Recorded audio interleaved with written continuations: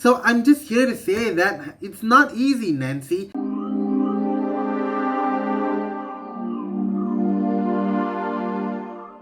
Hello and welcome to another episode of Skatu Speaks. My name is Ian Skatu, and if this is your first time on this channel, I basically talk about me being an educator or being an artist or just being a person, how I deal with things and go through things.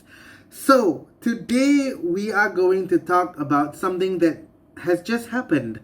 I have other videos scheduled actually initially, but then this happened. We have on the show Datuk Seri Nancy Shukri, Minister of Tourism, Arts and Culture. Datuk Seri, what are your thoughts on the arts and culture sector? How are we going to be looking at this sector, especially if it's, exhibitions and galleries and concerts and plays and the like? Melissa, actually, sometimes this is what we call blessing in disguise when these things happen. For those who are in the arts industry, those who are in the bands, I find that it is not really that difficult for them because it is easy for them to plan things. Yeah, this happened and it really put a knife through me. So today I'm going to talk to you about my struggles being in the art community for I don't know how many years. Let's go. So I have been an artist since forever as I can remember. My father is an international musician and he basically is in a band and he performs. And so at a very young age, I was already exposed to music being the first step into the art scene for me. And I decided that I wanted to start a band. But of course, me being the naive me back when I was 14, 15 years old, 16, 17 actually, 18 years old as well. I was like, yeah, of course I can start a band and then get some money and then I can gonna cut an album and stuff like that. But for those people out there watching who's already cut an album and who've already performed and all that, you know that it's not easy, honey. It is not easy. Because fundraising is one thing.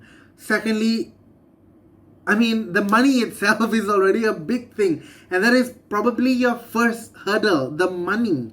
The money is stopping you from recording your song, from producing your music video. There are so many things, there's so many factors in play here. But I think the biggest and the first step is money. You can't hire a sound person, you can hire a studio, you can do a lot of things. And I'm assuming as well, a lot of people are not privileged when it comes to the money side of things. So when it comes to singing or performing or wanting to be a singer, it's not just, oh, I have a voice, let me go and sing. It's not just that. There's a buttload of people who make that dream come true. Like I said just now, sound engineers, you have the managers, you have the venue owners, and then you have your musicians, and if it's a concert, you have your ticketing agents, your ticketing people, a lot of people, and they're just singing. When I talk about the performing arts, which is where I am in right now, when I talk about the performing arts, there is hundreds of people that is required to put up a show. You have the musical director, you have the producers, and the producers can have a few, executive producer, artistic producer,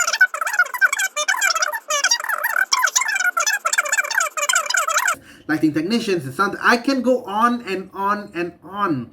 On Broadway, it takes about 150 people a day to put on a show. And they work for 8 days a week. Okay, and Broadway is now closed and everybody is suffering.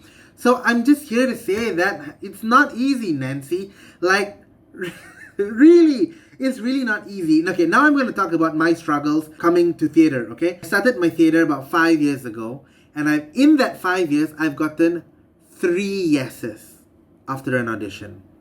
First one was 5 years ago. It was a musical called Aladdin from Infinity Academy. They gave me my first ever role and I'm so grateful for that.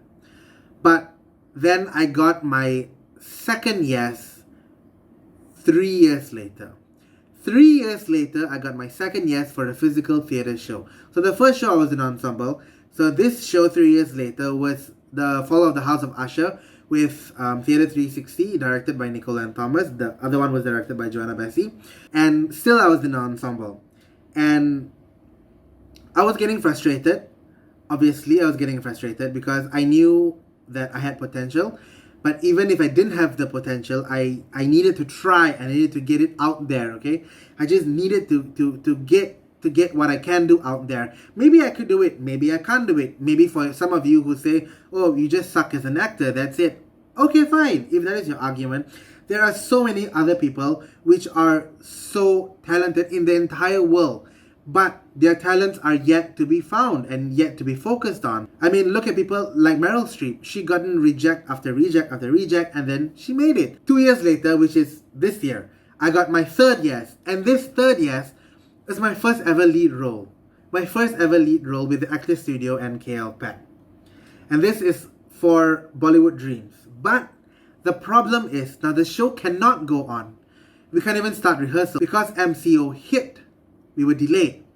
And then we kept getting delayed and delayed and delayed. And the latest news that we received is that the show will be postponed indefinitely. We don't know when. This breaks my heart into many, many pieces. Although Joe and Farida, sweethearts from the bottom of their hearts, they assured us that the show will go on. This show will go on and will go up one day. But it breaks all our hearts, even Joe and Farida, to not be able to put a date on the show. The pay that I was supposed to get, that I was supposed to save up for my insurance or my investments or whatever that I have financial commitments to, that money is gone. It's not gone forever. It's gone for now. But we don't know what the future will hold. So we can plan as much as we want to, but what is the point when no help is given and no assurance is given? And then it's just me, one person who is an actor. What about all the other people? The writers, the directors, producers, stage managers, stage crew, set design, the choreographers, every single person who is part of the show.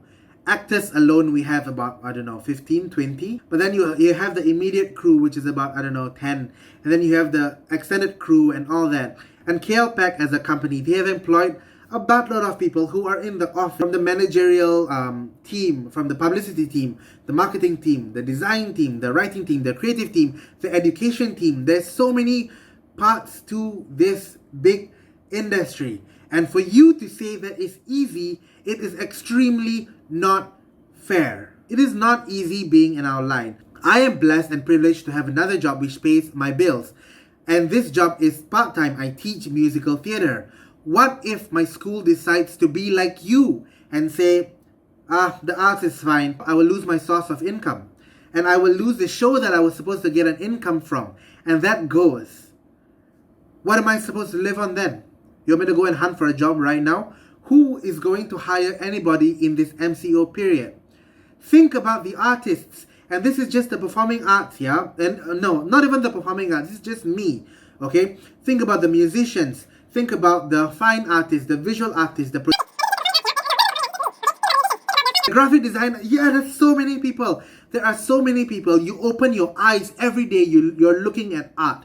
Do not ever forget that. The moment you wake up on art. Your bed sheets, that's an artist's job. The clothes you put on your back is an artist. Okay, your phones, artists. Your houses, designed by artists. I can go on and on and on. My point is, the arts are extremely important. And at a time like this, it is not easy to live the life that we live.